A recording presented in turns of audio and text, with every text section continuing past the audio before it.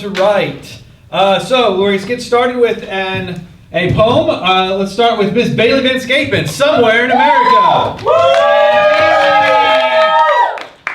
Oh, baby. Hi. My name's Bailey. Hi, Bailey. Hi. All right, for many of you who do not know me, I am a senior here. Been in this education system for about 12 years now, and Somewhere in America is a poem that criticizes the way America chooses to have its education system.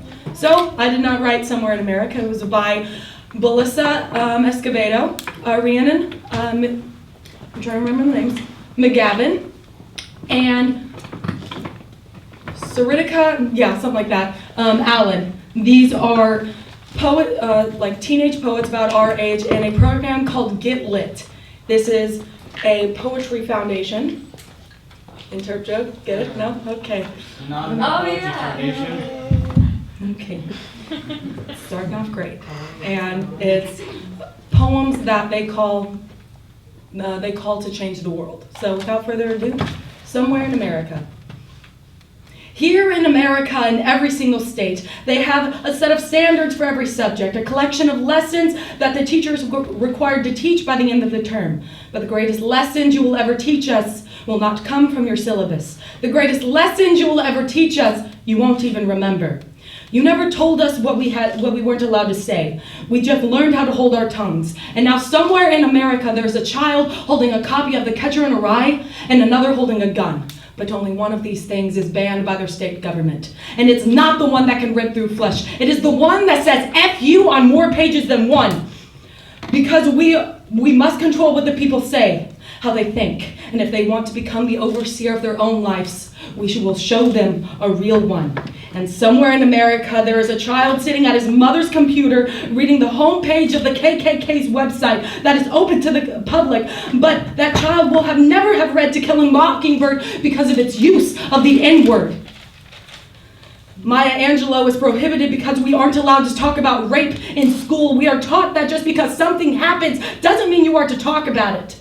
They build us brand new shopping malls so we forget where we're really standing. On the bones of the Hispanics, on the bones of the slaves, on the bones of the Native Americans, on the bones of those who fought just to speak. Transcontinental railroads to Japanese internment camps, there are things missing from our history books. But we are taught that it is better to be silent than to make them uncomfortable.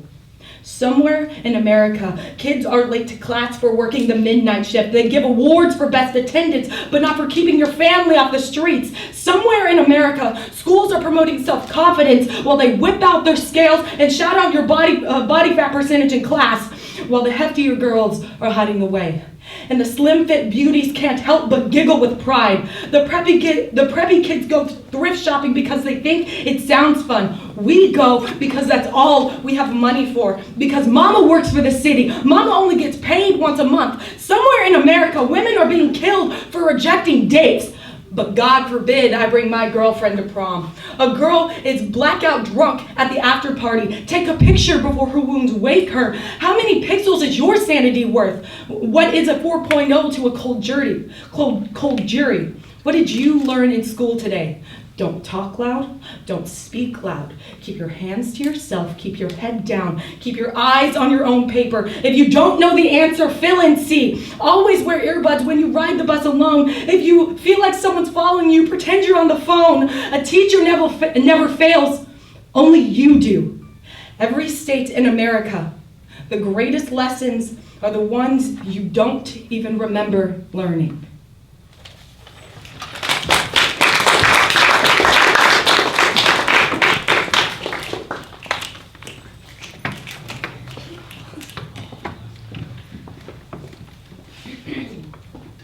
Alright, so let's thank Bailey for opening us up. If you've not put your poem down on the sheet of paper back there, please go ahead and do that now. Welcome to the stage our next poet, Tristan, performing The Raven by Edgar Allan Poe. No, stop. That's a poetry. That's like beat my poetry. Well, you know what? We're going to do it anyway. This is slam poetry. Break the mold. For people who don't know me, I'm so sad for you because you need to know me.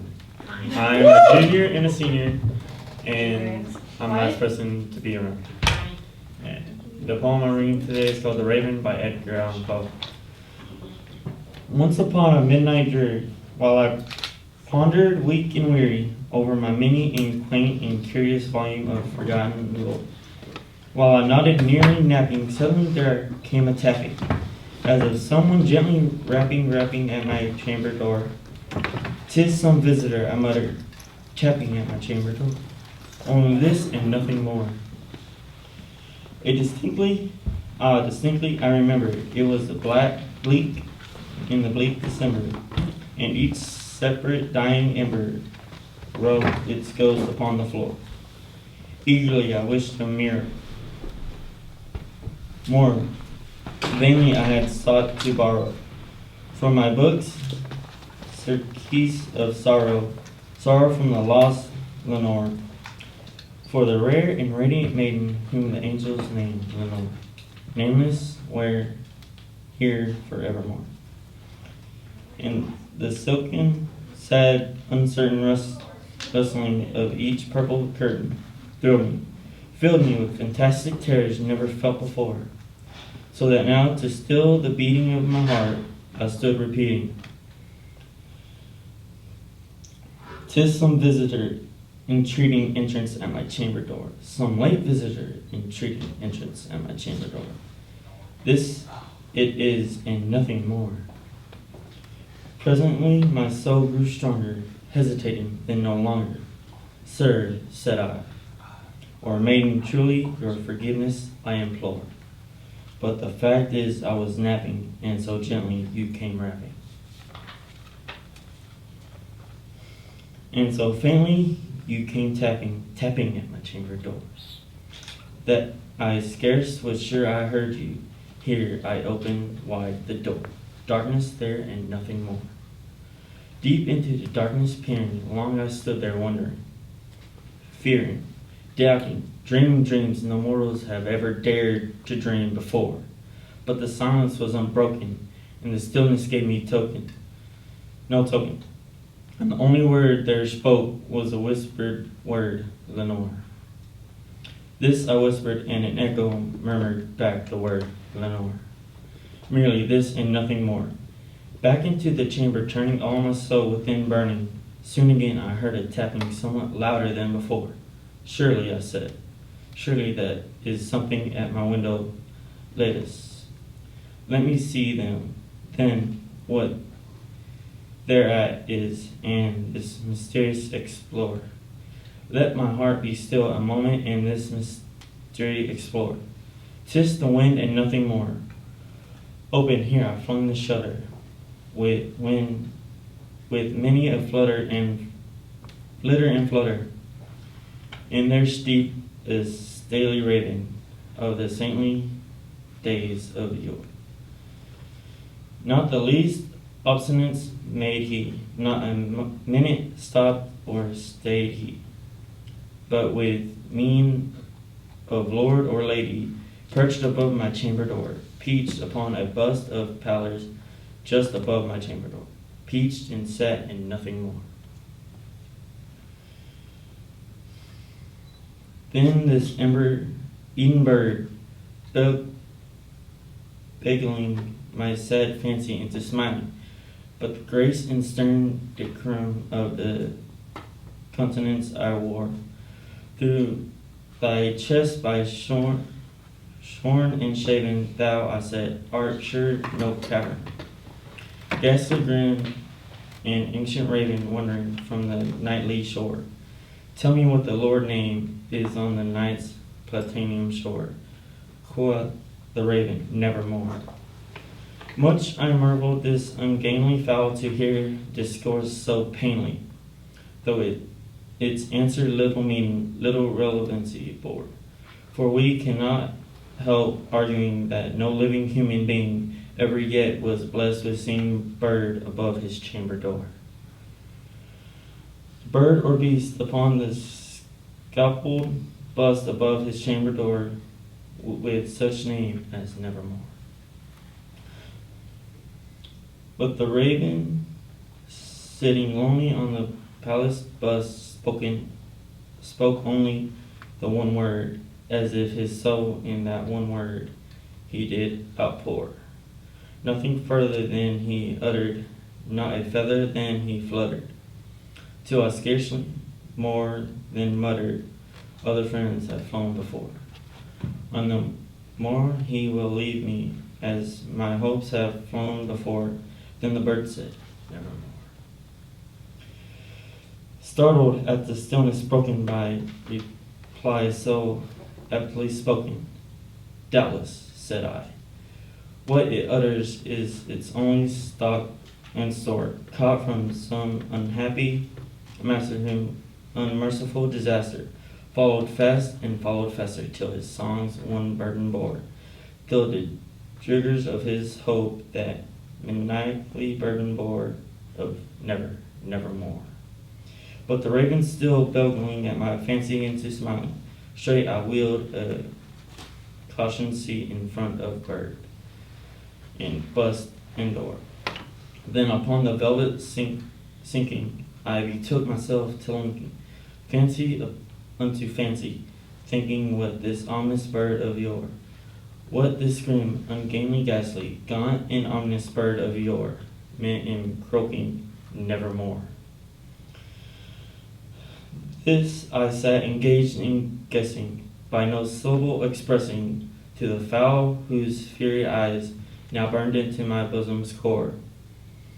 This and more I sat dividing, with my head at ease reclining on the cushion's velvet lining that the lamp lit floated yore, but whose velvet violet lining with the lamp lit floating yore she shall press, nevermore. Then methought the air grew denser, perfumed from an unseen censer, swung by Siphon, whose footfalls tinkled on the turfed floor. Wretch, I cried, the God hath let thee be by these angels he hath sent thee. Respite, respite, and nothing from the memories of Lenore. Quaff, oh quaff, this kind nothing and forgot this lost Lenore. Quoth the raven, nevermore. Prophet, said I, the thing of evil prophet still, if bird or devil, whether the tempter sent or whether tempest tossed thee here ashore. Desolate yet all undoubted on this desert land enchanted, on this home by horror haunted. Tell me truly, I implore, is there blame in Khalid? Tell me, I implore. Quoth the raven, never. Prophet, said I, thing of evil, prophet still, if bird or devil, by the heaven that bends above us, by the God we both adore. Tell the soul with sorrow laden, if within the distinct eddying it shall collapse in sainted maiden, whom the angels name Lenore. Collapse in rare and radiant maiden, whom the angels name Lenore. Quoth the raven, nevermore. Be the word our sign in parting, bird or fiend, I shrieked, upstarting. Get thee back into the tempest and the night's platoon shore. Leave no black plume as a token of that lie thy soul hath spoken.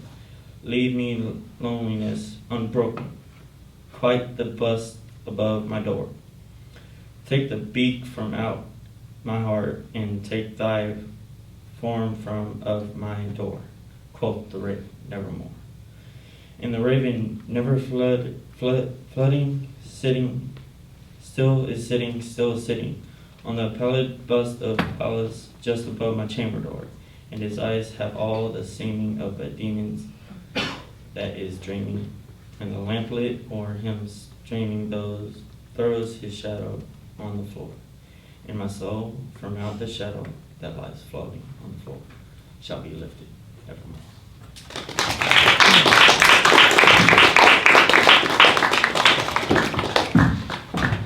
All right, it's time to start round one of the Open Slam. So, just a reminder, so here's what we're going to do. We have 5 poets competing. They're going to each get up and read an original poem. After the 5th poet has read their poem, We're going to judge by audience applause, and the 2 best poets will advance to the finals.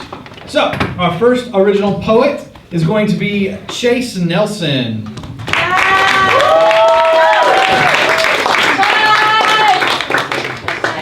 I know you.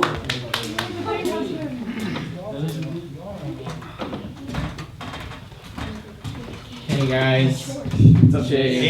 Hey. You all know me. Pretty basic. I'm gonna read a poem. It'll be good.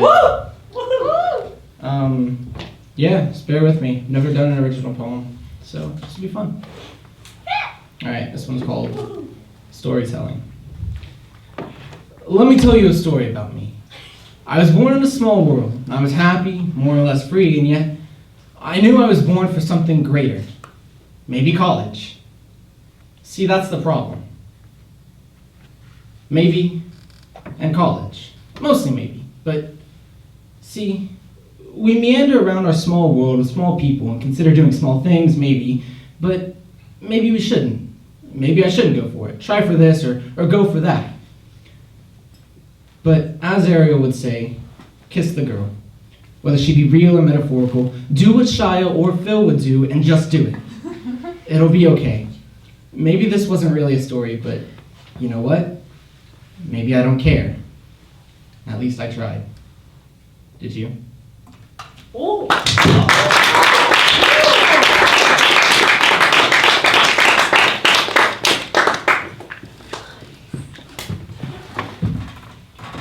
Our second original poet performing tonight, Miss Reagan Voigt.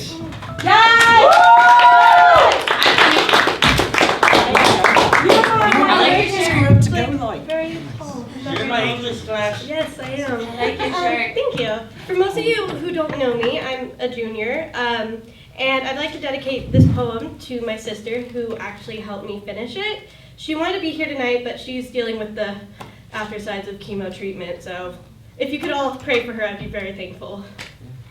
This is called Strong Family.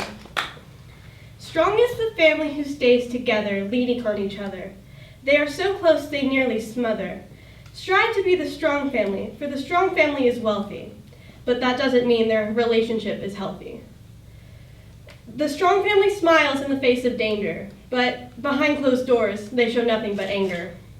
Strong family is the one to be, because every member is striving to be free. The strong family will catch you when you fall, but ignore your desperate calls. The strong family is always at their best, even when their eyes are secretly filled with stress. Family is the most precious token. Strive to be the strong family, because the strong family is broken.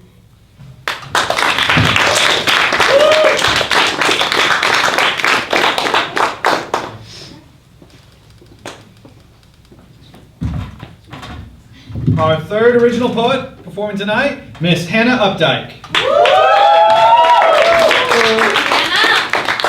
Hey, I know you!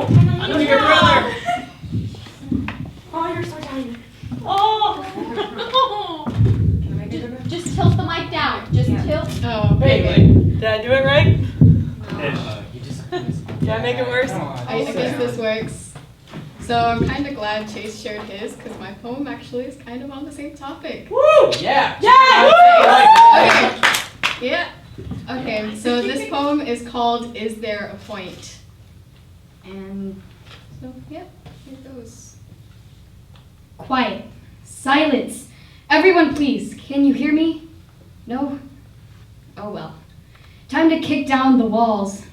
Every day can feel like the same routine, from house to house, door to door, word flowing out with a click. Where is the pause button? Looking at the scramble through a chicken coop with words flowing in a loop of nonsense and wonder, of things that just don't matter. I step in, smell the air. It's not fresh though, just toxic. With cans of worms and rusty corn, through which the door yearns for a swing or an escape. An escape would do the trick, since this coop of a world is such a prick. Taking time to yonder, but just listen to what I have to say. Please. It may seem to be just dirt, but please. Listen to the notion I'm trying to make. Because You'll only get burned if you stand too close, so don't even stick in your nose. The fears, the words, and whispers in the wind are, or so they hand me, or let you make believe. They might say that it's just a matter of time to cool down the hardest of hearts.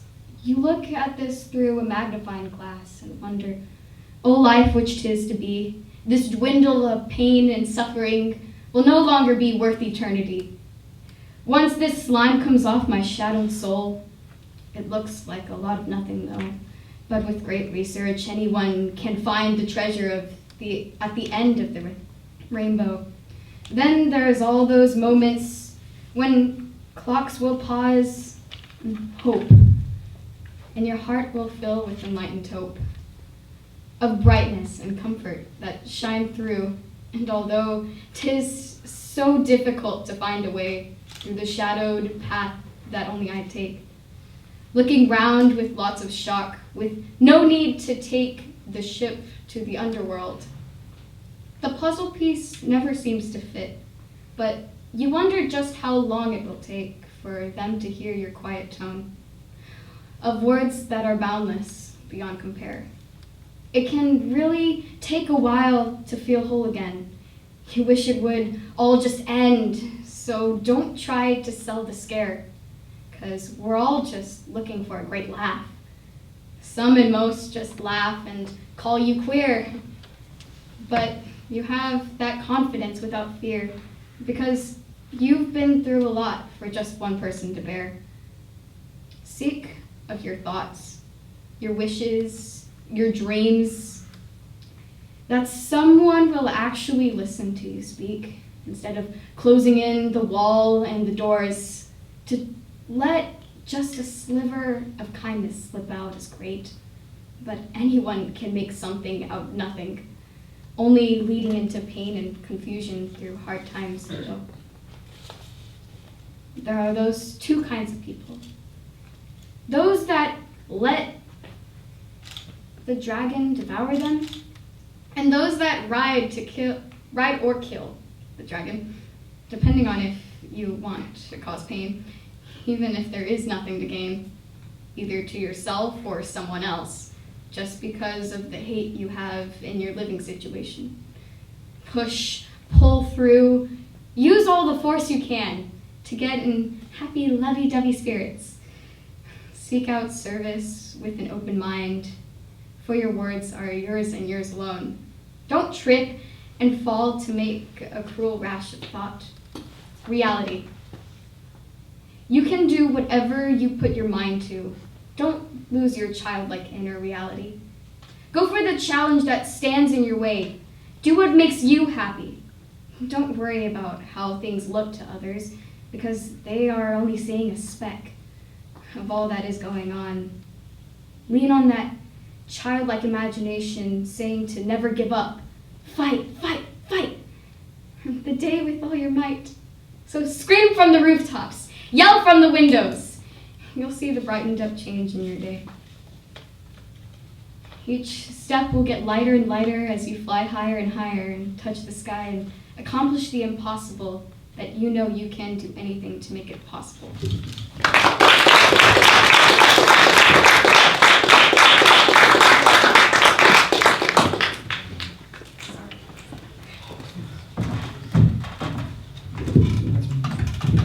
Let's bring up our fourth poet, Audrey Brayfogle.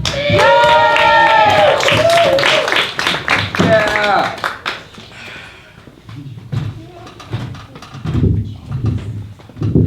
Hi, I'm Audrey. I wrote this poem about one of my friends who passed away when I was about 12 years old.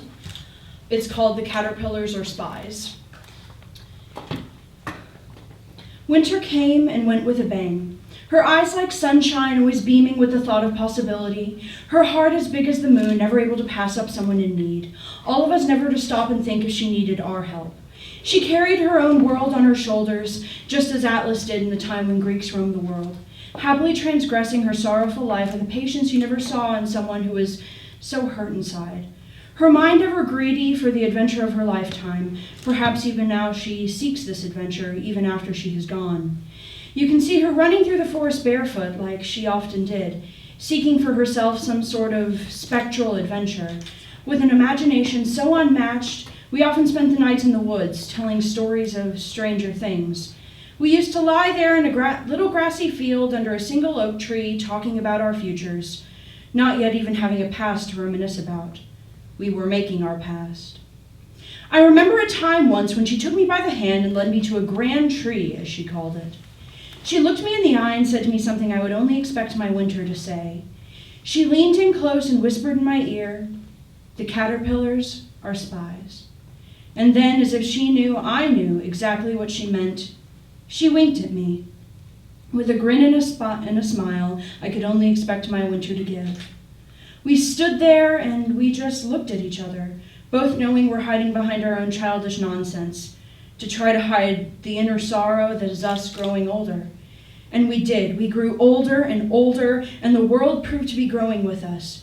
She had begun growing tired of her great adventure never present. So we went and we took our tests of life. I passed by the skin of my teeth only thanks to her, and she passed with the false pretenses of being all right. When I look back, maybe how she did so well was because she was already so used to losing. We began our voyage up that uphill slope we called life. Sometimes a shallow slope gently leading onwards, most times a series of cliffs and canyons we could only cross together. When the time came, her worn climbing gear long needing maintenance, she fell, leaving me scaling the side of this mountain alone. Her snap was like a tidal wave of emotion, unconfined and uncontrollable, a hurricane of screams and sobs, a cacophony of this world's sorrow, echoing through the halls with the pretense that everything would be fine. When she fell, I was alone, sitting there in a room with a nice lady asking questions about my lost friend, questions they expected me to know the answer to, questions I expected myself to know the answers to, but I didn't. A year passes and I think about the facts. If I knew then what I knew now, maybe she wouldn't have fallen. Maybe we'd be playing make-believe at the corner of past and future. Maybe we could have kept moving. Maybe our world would have been an open dictionary flung open to the page MA to MC with the highlighted word maybe. Another year passes and I sit down in class. It's been 4 years, a month now, and I'll be leaving this town, so I want to do with what I can while I have it. So I call my winter on the phone. Forever being 14, I'm greeted with the same cheery voice, and I give her my final 2 cents after the beep. The caterpillars were spies, and I smile and I march. I march out to our little grassy plain and I write. Winter came and went with a bang.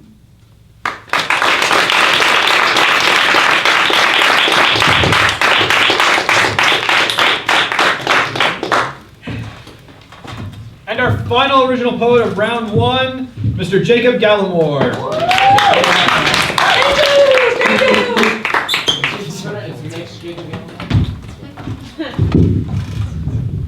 Hello. Hi. Hi. Well, if you didn't hear what he just said, I'm Jacob Gallimore. I'm a sophomore. I almost said freshman. I feel like a freshman, that's what I'm saying. But I'm a sophomore, and I'm just really happy to be here today. All the poets, good job to all y'all. Like, my poems are so tiny, so I'm going to draw it out by telling you about my childhood. But really, this poem that I'm about to read is just like an insight to my early childhood. Basically, older brother, younger brother, I'm the middle. My older brother would pick on me, and I had to unleash that, anger out on somebody. So I'm like, oh, hey, it's a little kid. I'm going to pick on him. It's my brother. So when I did, I would always get in trouble with my parents, and we'd always get in big fights. And I would always lose, obviously. Cooper's so adorable. But yeah, this poem is about that. It is called A God-Shaped Cage.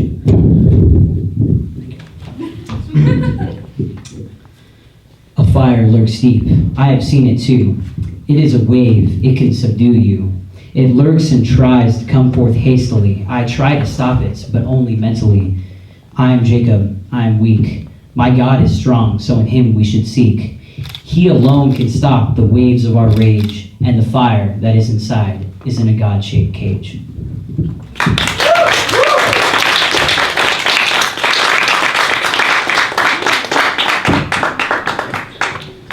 Alright, so here's what we're going to do. We're going to bring our 5 poets down, and we're going to go by a round of applause, see which 2 will face off in our final. 5 poets, come on down.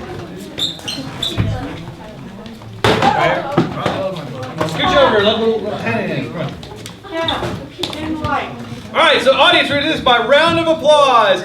Cheer the loudest for who you think should make finals.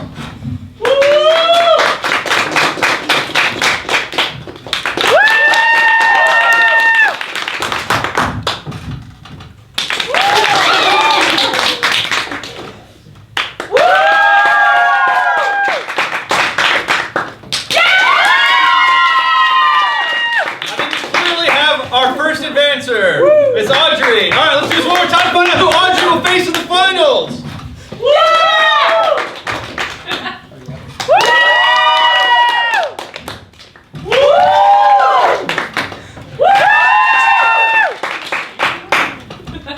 Audrey will face Miss Hannah Updike.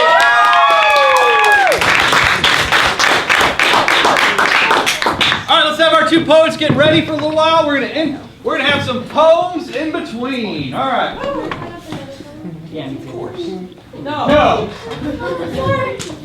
So we're gonna welcome another poet to the stage while our poets get ready for finals.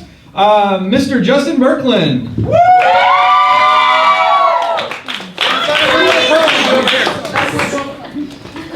So excited! Justin, I love you! Actually, we've changed it. I'm adult male. The whole time.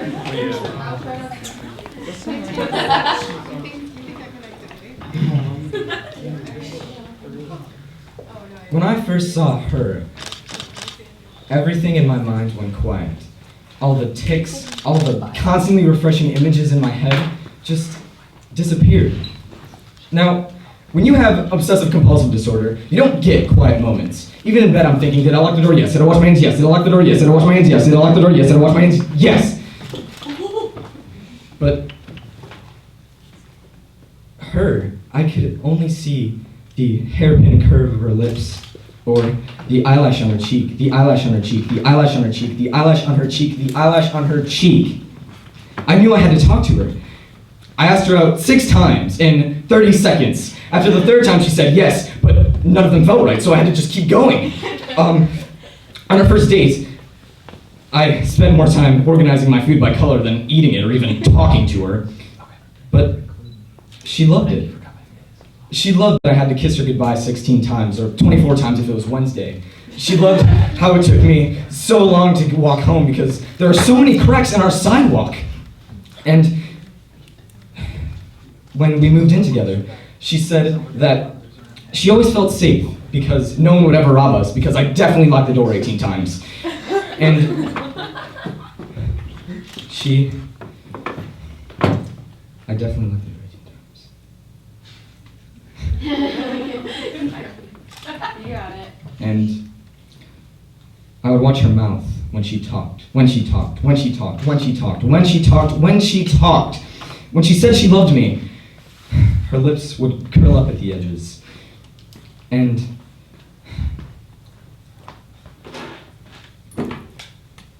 her lips would curl up at the edges. And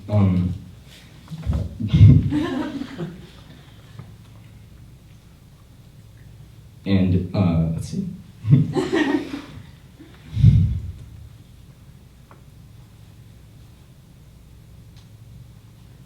Her lips would curl up at the edges.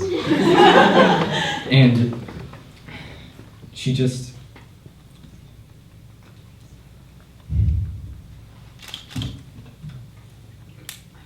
Oh, and when she would lay in bed, she would watch me turn the lights on and off, and on and off, and on and off, and on and off, and on and off, and on and off, and on and off, and on and off.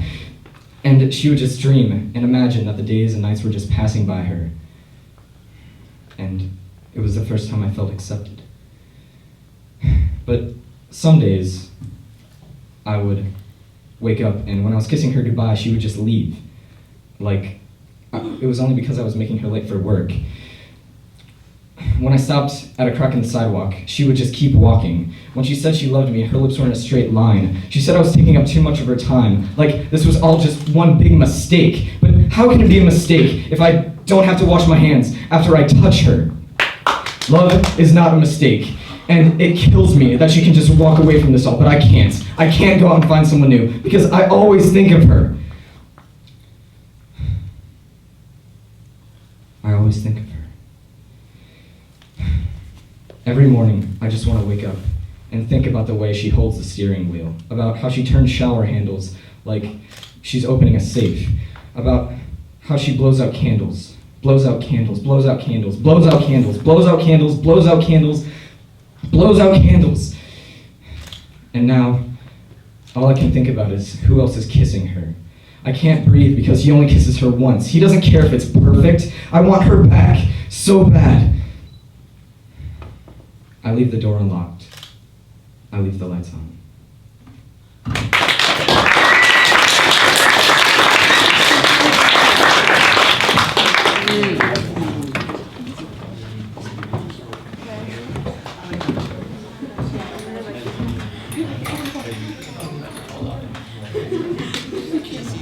Welcome back to the stage, Mr. Jacob Gallimore.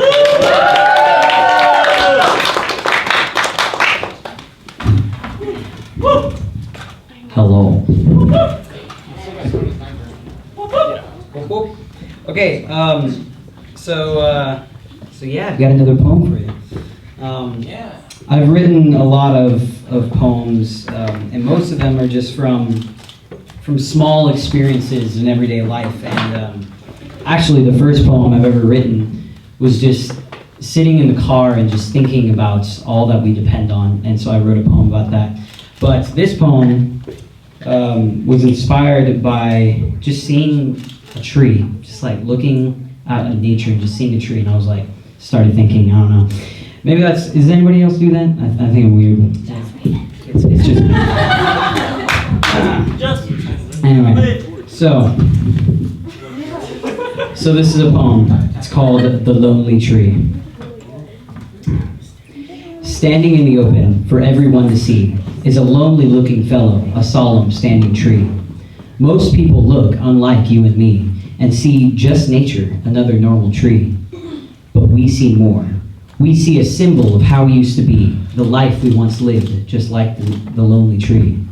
We see a past life, how the world used to deceive, to rely on social status, the lie we used to believe. But we know more. We know to stand out, be unique. We know to glorify God whom we seek. So if you see one standing by itself all alone, remember the change you made and who you put on the throne. So do not think how awful it must be to be a lonely tree. It's an opportunity, not to glorify you or me, but to glorify the one and only God of mystery. How selfless it must be to be a lonely tree. Thank you.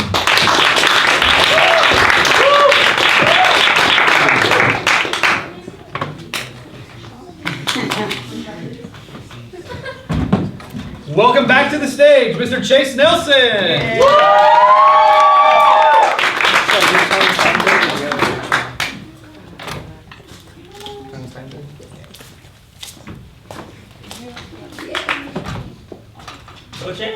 Hi guys. I really don't like microphones. Who's got the binder? Microphones scare me, but you guys can all hear me, right? Yeah. Talk loud, there's a camera. Read it loud. Do what, Brenner? Talk loud, there's a camera in the back. We'll just stand far away from you, right? Forget it. He's gonna fall off stage. Thank you. Alright. This is a piece. I do poetry for Royal Interp, and this is the piece that I cut early in the summer. It didn't make the final cut for my pieces, but I think it's deserving of an honorable mention. It's called Tony Steinberg, Graves of the Great Viking Warrior by Taylor Molly. The Vikings often buried their bravest warriors in ships or set them adrift on fire, a floating island of flames, the soul of the brave warrior rising slowly with the smoke. In order to understand life in Scandinavia in the Middle Ages, you must understand the construction of the Viking ship, so here's what I want the class to do. I want you to build me a miniature Viking ship, and you can use whatever materials you want, but we must all work together, like warriors. Have you ever seen a Viking ship made out of popsicle sticks and balsa wood? Coils of brown thread for rope, 16 oars made out of chopsticks, and a red and yellow sail made from a ripped piece of a little baby brother's footy pajamas. I have. These are the projects that I'm known for as a history teacher, like the Marshmallow Catapult Project, or the Medieval Castle Chocolate Cake. Well, actually, that one was a disaster, but there was the Egyptian Pyramid Project. Have you ever seen a family of four standing around a card table after dinner, each one holding one triangular side of the miniature cardboard Egyptian pyramid until the glue finally dried? I haven't either, but Miss Steinberg said it took 90 minutes, and even with one little brother on one side saying, "This is a stupid pyramid, Tony," and the other one on the other side saying, shut up, you idiot! If you let go before the glue dries, I'll disembowel you with your stony PlayStation!" That's hard. It was the best family time they'd spent together since Hanukkah. He died with a sword in his hand, and so went straight to heaven. Mr. Molly, if that's true, that if you died with your sword in your hand, you would go straight to heaven. Well, if that's true, and you were an old Viking, and you were about to die of old age, could you keep your sword right by your bed? That way, if you ever thought, "Oh, I think I'm going to die of old age," you could just reach out and grab it. If I were a Viking god, Tony, I don't think I would fall for that. But if I were an old Viking, that's exactly what I'd do. You're a genius. Tony Steinberg had been missing from school for 6 weeks before he finally found out what was wrong, and the 12 boys left whispered the name of the disease as if you could catch it from saying it too loud. We'd been warned. The middle school head had come to class and said, Tony was coming to school on Friday, but he's had a rough time. The medication's making his hair fall out. Now, I always said I liked teaching at a private school because I could talk about God whenever I wanted to, but such a God would not give cancer to 7th grade boys. Wouldn't make their hair fall out from the chemotherapy, totally bald in a jacket and tie on Friday morning. And I don't just mean Tony Steinberg. Not one single boy in my class had hair that day. The other 12 had all shaved their heads in solidarity. Have you ever seen 13 little bald-headed boys all staring at each other, all pointing and all laughing? I have. And it is a beautiful sight. Almost as beautiful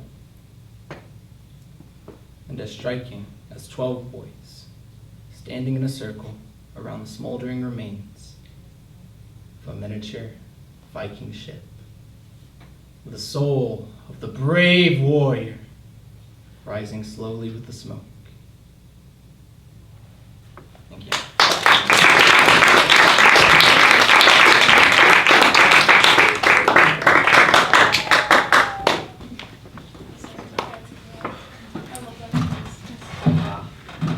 Welcome back to the stage, Miss Reagan Voigt.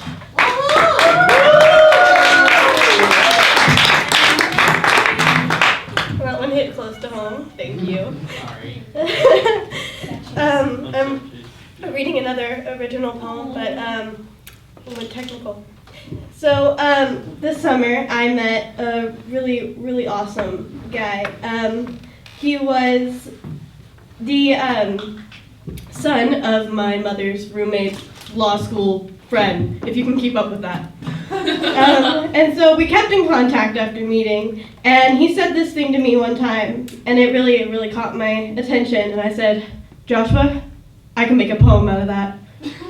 And he said, no you can't, and I said, watch me. So here's Society Killed the Teenager. Society killed the mind, but the schools held the knife, while the parents dug the hole. Society killed the mind slowly and surely. Every kid you walk by, society will change their dreams and creativity into distant memories. Till there is no danger in their existence, until there is no kid left in them. Society killed the mind and the schools held the knife. The schools left the child behind in the cold and dark to make sure that with all their might, they could never win against society in a fight. They taught the correct way to write an essay instead of the missing piece that each student gives. Society killed the mind and the schools held the knife while the parents dug the hole. The parents buried their children under the weight of misunderstandings and out-of-place anger. The child, crushed by the pressure of being great like their siblings, when in that respect, the child was their own. On the other side of the world, that is where the child left. The parents buried them until the child had no other choice but to conform or die, and the mind died with them.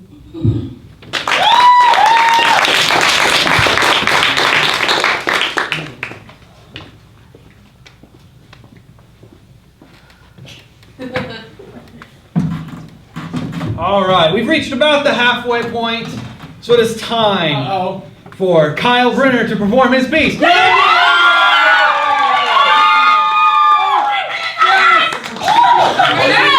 my first piece, I'll be performing a piece by Sean Hawley called While E. And later on, I'll be performing an original piece. No way! A little loud. It will work this time. It has to.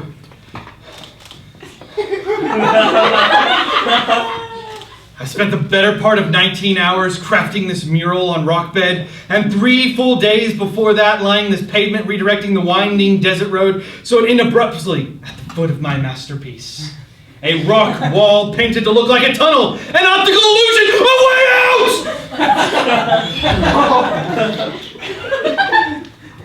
But there is no way out.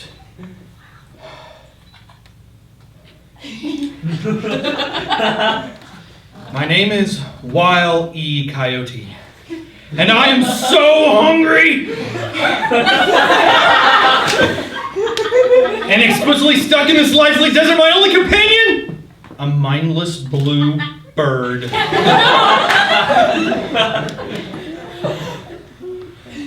Oh, I'm forever doomed to chase. This is my existence. Compulsively ordering one ridiculous contraption after another, even though the people at Acme, I know you are messing with me. I'm hours of flight units, of working magnets, and I will lick wit short of supper. And I deserve it. I left my imprint all over this desert. I've been pancaked, incinerated, run over, diced, and buried. I've accepted my failure with only the simple signs pulled from invisible back pockets begging for your empathy, as if it will cushion what comes next. And whoever fancied himself my maker was cruel enough to imbue upon me the knowledge of how things are supposed to be. Rockets fire upon nations, rocks roll when the pull is great enough against them. The trajectory of catapults is not arbitrary. Predators catch prey. Can you imagine how it feels? Your best laid plans crumbling around you, peering into the mouth of the fate that will only blow up in your face? It's enough to make you wonder. Is it better to be perfect physical specimen than it is to be bright? If all the time you spent lost in thought had been wasted, when all along it's been easier just to run? I am a super genius. And I can't capture a flightless bird who grins and drools for his flesh!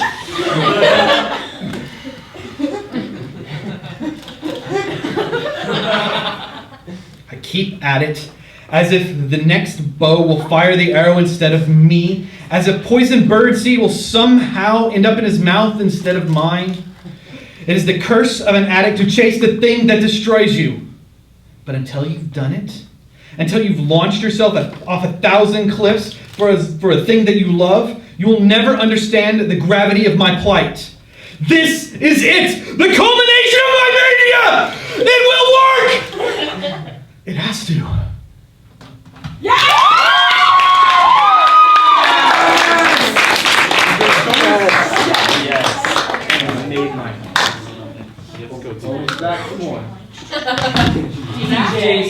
Welcome back to the stage, Tristan. I don't know how I'm going to compete with Mr. Wild E. Coyote over there, but as you may figure out sooner or later, I love Poe. Me too! Same! And I'll be reading Annabelle Lee. It was many and many a year ago, in a kingdom by the sea, that a maiden there lived whom you may know as Annabelle Lee. And this maiden she lived with no other thought than to love and be loved by me. As I was a child and she was a child, in this kingdom by the sea, but we loved with a love that was more than love. I and my Annabelle Lee, with the love that the wings surface of heaven coveted her and me.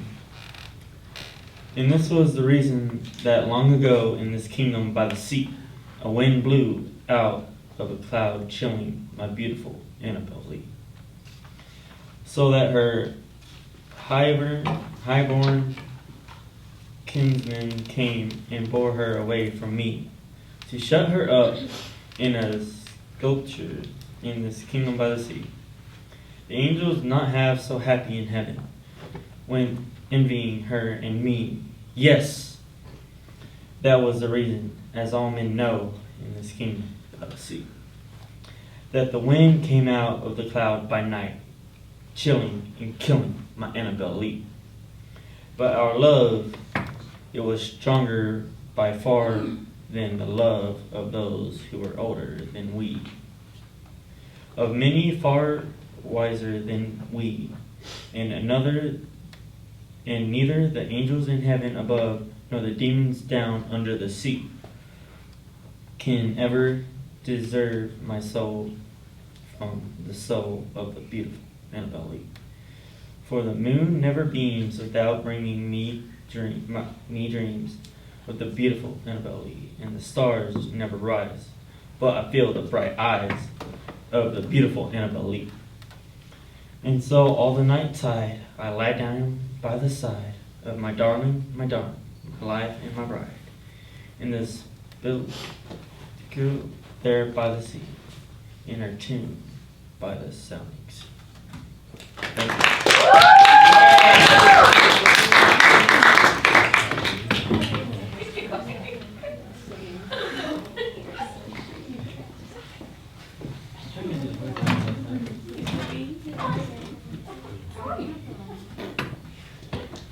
All right, if I'm not mistaken, I think our last poem before finals is going to be Mr. Chase Nelson again.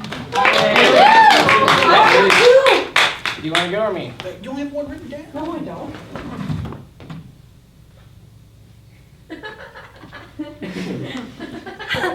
Nope, go. No, you go. Nope. You, Ladies no, first. no. Rock, paper, scissors. Rock, paper, scissors, shoot. Rock, paper, scissors, shoot. Rock, paper, scissors, shoot. No. Wait, but Amelia doesn't have to. You go first, I think. Yeah.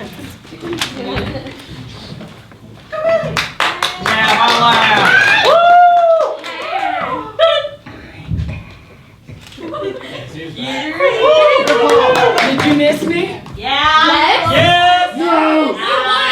Oh, that's so My name's Bailey. Hi, Bailey. There you go. Who said that? Hi.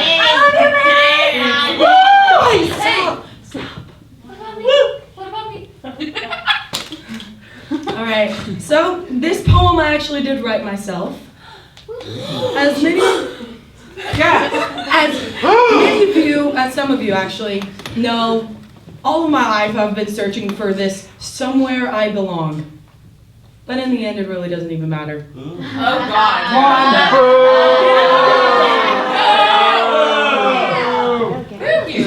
I appreciated it. And this is what this poem is about, that somewhere I belong. So without further ado, What I Can Teach You by me. Me? Always walk on the right side of the hallway. Do not be late to class, and do not congregate in the middle, and always tie your shoes. Don't trust the cafeteria food. You'll never have time to heat up your lunch if you decide to bring it. Pick a table and stick with that table. Do not bounce around. Do not bounce back and forth from table to table to table to table to table to table. It's not worth it. It's not worth it. Always study in groups. Do not rely on yourself for your study habits because Netflix is more important than that textbook, okay? Preach. What a bad example. That's why you study in groups, because victory comes better in numbers. Do not psych yourself out when it comes to tests. Do what I say, not what I do, because what I can teach you comes not from what I've done, but what I should have done early on. Do not feel like you have to live up to someone else's name, because you are unique and there is a destiny just waiting for you on the other side. There's destiny out there for you. Do not be afraid of failure or judgment, because it doesn't matter how many times you fall. It matters how many times you get back up. Quarters matter more than the few pennies you may have, because they are worth more and are harder to lose. And sometimes you have to find these quarters hiding in the weirdest places. And sometimes they're right in front of you. No, there's the words. What I can teach you is that that quarter you once kept for so many years was just a counterfeit who showed you how to find the real one. And that's okay. Popularity is overrated, but respect is not. It is better to be loved by the few than to be liked by the many. You can be good at a lot of things, but you can be great at only one. You have to exhaust yourself to become something you can be proud of. Talent only gets you so far. Hard work takes you the rest. The only person holding you back is yourself. The only person telling you you can't is yourself. The only bully telling you you're nothing is you. And you have to prove yourself wrong. Because no matter how many times I've tried, no matter how much I've tried, I can't seem to convince you that you are everything I wanted to be and more.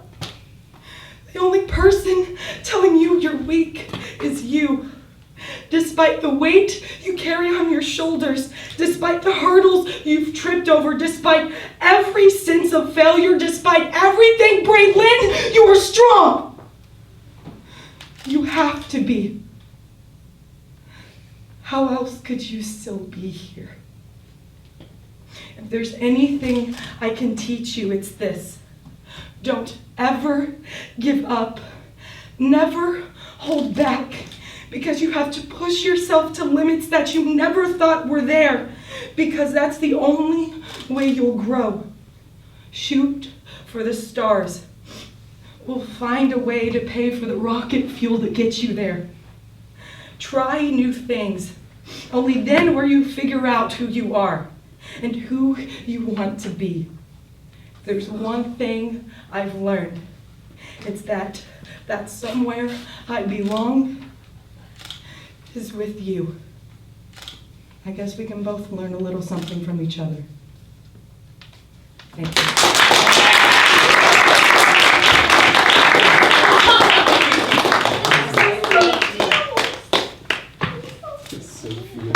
Woo, Chase! For reals, mix Chase Nelson. Oh my gosh, she did not. I almost died. She was talking about.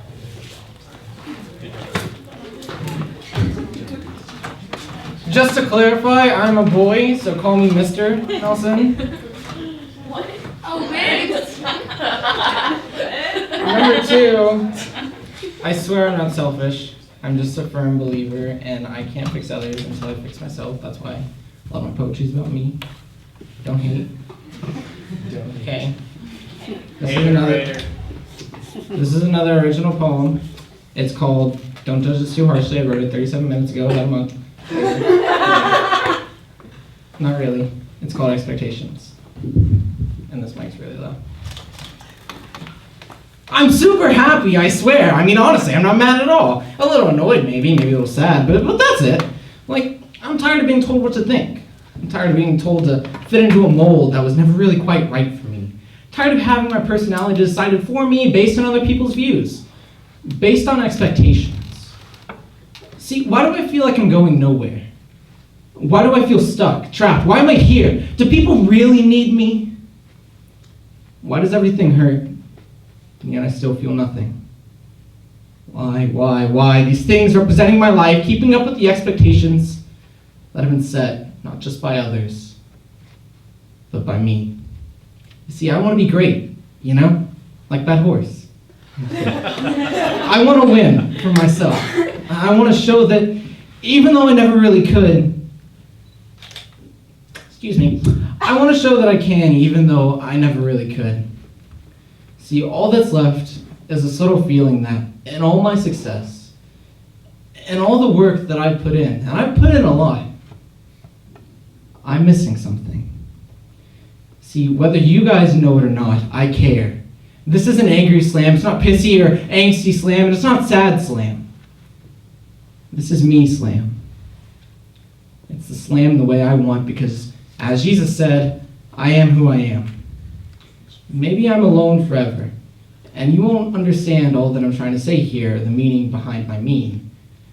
But let me be clear. This is me asking for help. Because expectations are deep, and I guess I forgot how to swim after I forgot how to sleep. This is not a drill. I repeat, this is not a drill. I need help.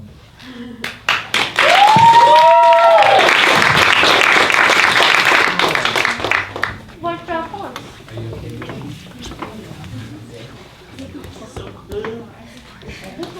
Super bad. I love that movie. Uh-oh, here it comes.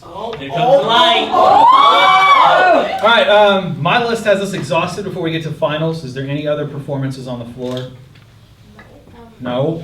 We got one. You got one? Welcome back to the stage, Miss Bailey Van Scapen. No. Okay, I do have one. Isabella has one. No. No, I have one. Okay, this one's not about me, because I realized I'm perfect. Roses are red, violets are blue. Debate wife, I really love you. Debate husband. You got another one? Yeah.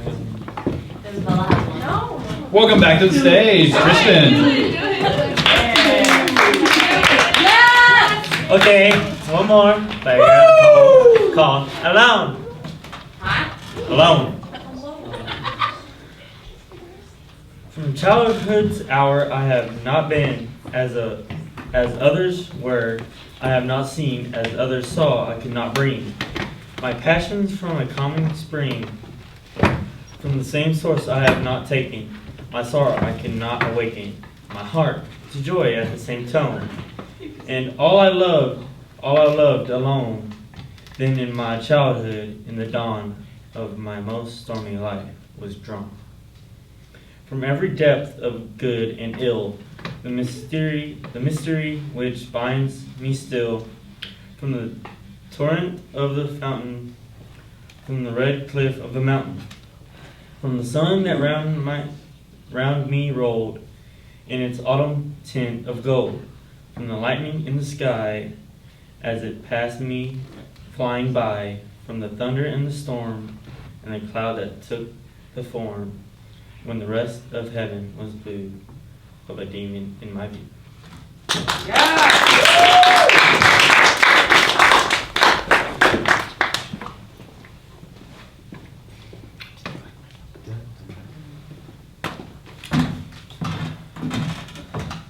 Last call. Welcome back to the stage, Miss Reagan Boyd.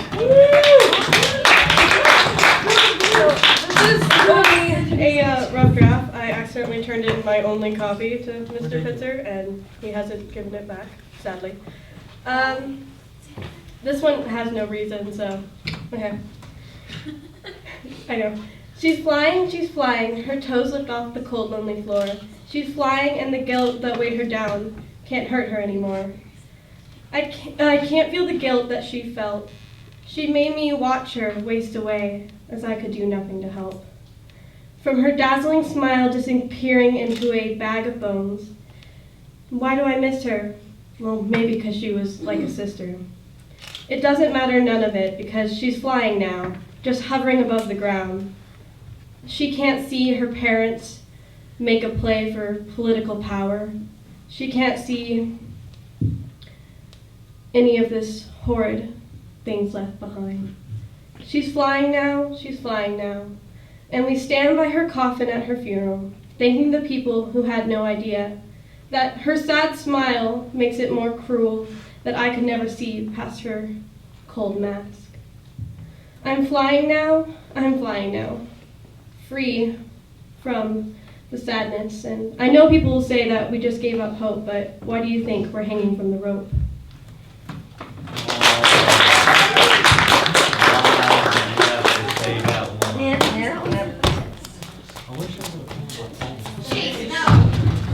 Come on, Chase! Don't call me Chasey. Chasey there. I guess it fits with what I'm about to do. Alright guys, this is my favorite poem of all time, and I've never performed it ever, so I'm gonna perform it. Without further ado, Wussy Boy Manifesto, a big copy E. My name is Chase, and I'm a wussy boy. It's taken me a long time to admit it. I can remember shouting in high school, "No, Dad, I'm not gay! I'm just a little sensitive!"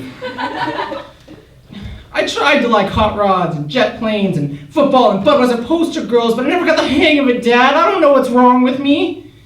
And then I saw him. There on the silver screen, bigger than life and unafraid of earrings and hair dye and rejoicing in the music of The Cure and Morrissey and Susie and the Banshees. Talking loud and walking proud, my wussy boy icon, Ducky, in Pretty in Pink. And I realized I wasn't alone, and I looked around and saw other wussy boys living large and proud of who they were. Ralph Macchio, wussy boy. Matthew Broderick, wussy boy. And Lord God King of the wussy boy movement, John Cusack, can say anything. Unafraid to prove to the world that sensitive guys kick much grass. Now I am no longer ashamed of my wussiness. Hell no, I'm empowered by it. When I stop at a stoplight and some testosterone redneck methamphetamine jock frat boy butt head pulls up beside me blasting his Trans Am stereo with power chord anthems to things, I no longer avoid his eyesight. Hell no, I just crank all 12 watts of my car stereo and rock out right in his face. I am human and I need to be loved, just like everybody else does. I am wussy boy, hear me roar. Bar fight, pshaw. You think you can take me, huh? Just because I like poetry better than Sports Illustrated? Well, allow me to caution you, because I'm not your average everyday run-of-the-mill wussy boy you beat up in high school, punk. I am wuss core. Don't make me get all Renaissance on yo grass, because I will write a poem about you.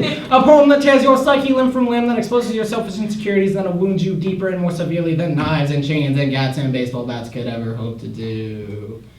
You may see 65 inches of wussy boy standing in front of you, but my seal-toed soul is 10 foot tall and bulletproof. So bring the pain, punk. Beat the things out of me. Show all the people in this bar what a real man can do to a thing-talking wussy boy like me. But you better remember that my bruises will fade and my cuts will heal, my scars will shrink and disappear, but my poem about the pitiful, small, and oppressor you really are will last forever.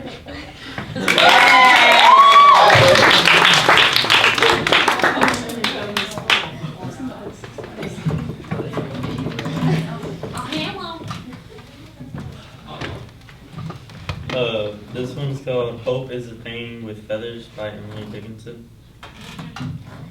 Hope is a thing with feathers that beaches in the soul and sings a tune without the words and never stops at all. And sweetest in the gale is heard, and sorrow must be the storm that could Abish, the little bird that kept so many warm. I've heard in the chillest land and on the strongest sea, yet never in extremity. It asked a crumb of me.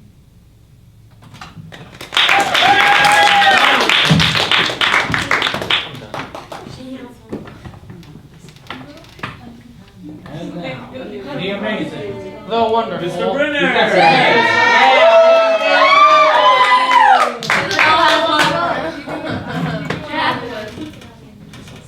Alright, so before we go into finals, I'm going to perform my original poem. I have it mostly memorized, so I have some notes. Alright, so this is a poem entitled, This Is What Your Teacher Really Thinks. Oh God. Oh God. Oh God. Here we go. Woo! Mr. Brenner, can I go to the bathroom? This is what your teacher thinks. I hope you dropped that phone in the toilet! Of course you can.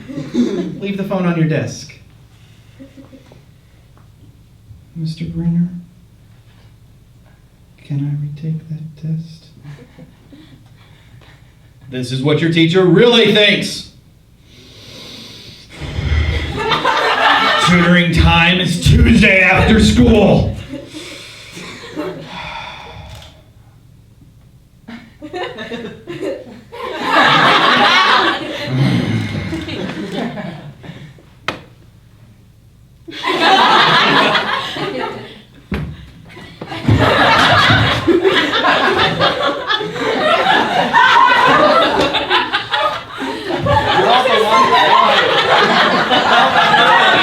The best laid plans of mice and men. Blackout. Okay, where we at? Mr. Brenner, the football game's Friday, and I know I haven't turned anything in like 9 weeks. What can I do in the next 3 minutes to pass?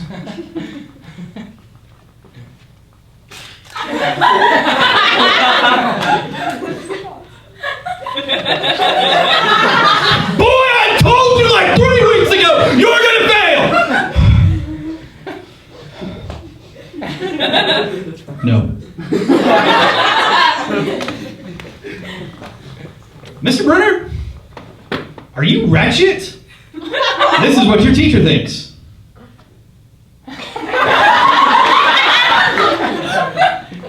What? Should I say yes? What the hell is wretched?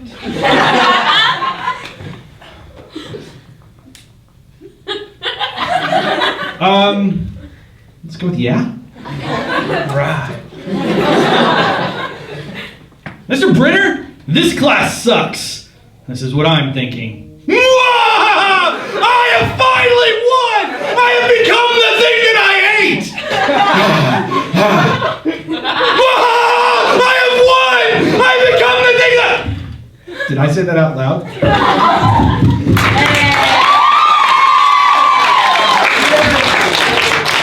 Alright, it's time for finals. So we'll have our last 2 poets perform their original piece, and then once again we'll have the audience decide who our Poetry Slam champ is and who our runners-up is. So let's welcome to the stage our first poet, Miss Hannah Updike. Fix the stage. No. This is what he thinks. What do you really think is Do you love your mommy? No. Do you love your daddy? No. Oh God, no. Do you love your grandparents? No. Is there anything you like? I really like dolphins. Pizza. Oh. My girlfriend. You're a wizard. I'm a wizard, Harry. But I'm not a wizard, Hagrid. I'm just Harry. So I realized while other people were performing, I forgot to introduce myself. And basically, all you really need to know is that my name is Hannah, so it's been called out several times, and I am 5 foot and 3.5 inches tall. I know, short. Anyways, okay, so to explain the first poem, okay, that first poem that I did, I wrote that to basically myself and every one of my family members, because they kept on discouraging me, telling me that I couldn't do what I was dreaming of. So I wrote that to them, basically. And for this poem that I'm about to perform, basically, you know when you're like really tired and you're just kind of like mumbling to yourself? I do that a lot, a little bit too much, to where if you were to see me at home, you'd probably think I'm crazy. You might think I'm crazy. I'm not crazy, I promise, but maybe a little. I don't know. Probably. We're all a little. Anyways, I'm going to go ahead and read two of my poems that I did. First one's actually a comedy. The second one is, well, you'll see. Okay, so here goes. This first, it's called Random, and the other one's Shaken. So Random, Shaken, not, yeah. Bored. Yeah. Okay. Let's see if we can do this. Hello, welcome to Random School. Now I want you to imagine rainbows, happiness, color in the middle of a black field. Now heads roll when they stare too long. Do they get me? Nope, never. I'm just too weird, and that's the way I like it. To roll with the beat, with fun there is no end. To secret the life you have, you meet new secrets on the streets. Calm and party is what life could be. I guess life doesn't really make total sense, but there's no reason for the madness of what is to be expected, which is completely bonkers, off the wall crazy, but that is completely necessary and is the way it should. They look at me as if I'm a freak. Well, yes, I guess I am. But that's the way, I like it. Yeah. So who cares? I care for how I am myself. So this is the way it is.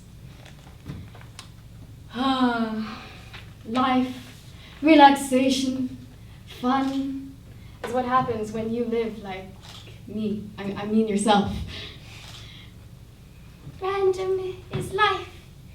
Out of the box is pie. Crystals enlarge the sky with the beauty of all of why, you ask why.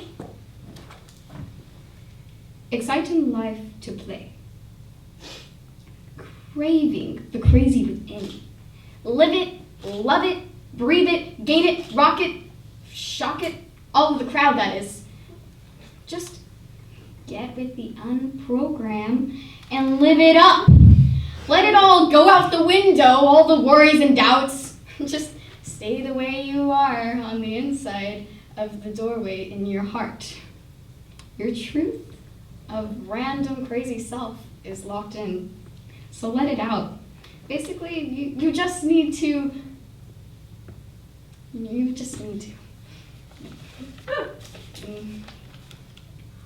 So many times we wander through the playing board, trying to see every possibility, every turn, but things get dizzy and blurry. You look too closely and it all just disappears. Sometimes it may seem as if every turn is a step in the right direction, but it just easily gets shaken up. The partiers throw dice, hoping to make it legendary. Looking forward to the end too quickly. You hold back and then quickly let go. You hope your dice move swiftly. Although if it gets too bumpy, it just seems to all be over as soon as you start. It all just gets too shaken up. As your opponents try to fully knock you down, you take no one out with revenge. You wait. A turning point will come eventually. The game map flows with where it goes. You want to speed through it. The end of the board is nothing special though. So with that note, you take it slow. or things will get too shaken up. Your pawn has its own characteristics that make it unbreakable, but not unbeatable by any means. You flip it over, change the root for your own use. You try to have great domination over your pawn. The pawn is only good at laughing, and always going where you place it. Still moving though, even when it's shaken up. Start and finish with no rules, but with imagination. Your feelings create every move that's taken. Keep everything in mind. Hold things out as long as it's fun. No one moving without a call to a friend or foe. Relax more with every turn you get, getting eager to see what happens next. Win or lose, it's all just shaken up.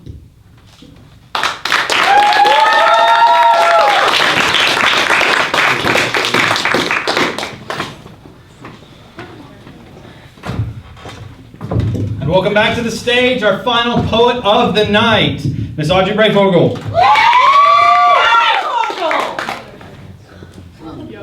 Mix Audrey. Sorry. Breyfogle. Sassy. Just maybe like Wait, what does that mean again, girl? Bird pudding. Let's not go there. Okay, I wrote this 2 days ago.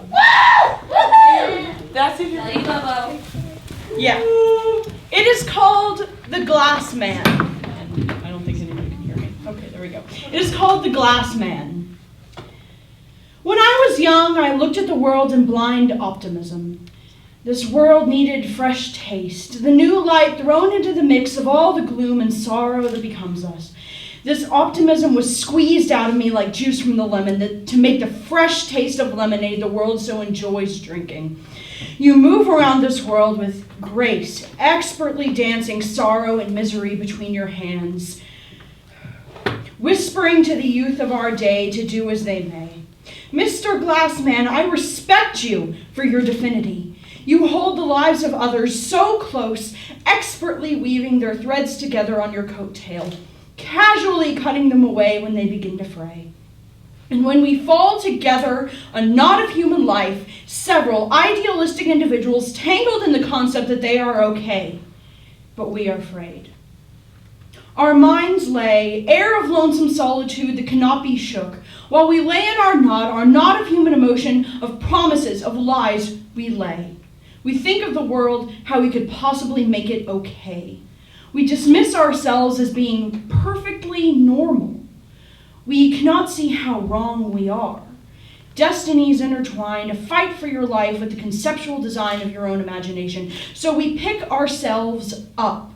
We brush off the dirt, and then we fall. When we fall together. Our destinies intertwine like the knot that we sew, a knot of human emotion and flagrant ideology, but when it comes to time, we take him by the hand, we beg for his forgiveness, we beg of him to lend us his grace, so we may feel his embrace, as he cuts us away from his coattails with the blades of troubled teens, wishing to feel the world's pain.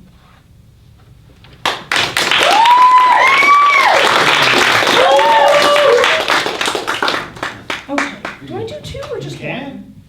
I'm just gonna. Alright, it's time to decide our Poetry Slam champs. Would our ladies come on down and let's decide this? Alright, your round of applause is going to determine this year's champion. Hannah Updike!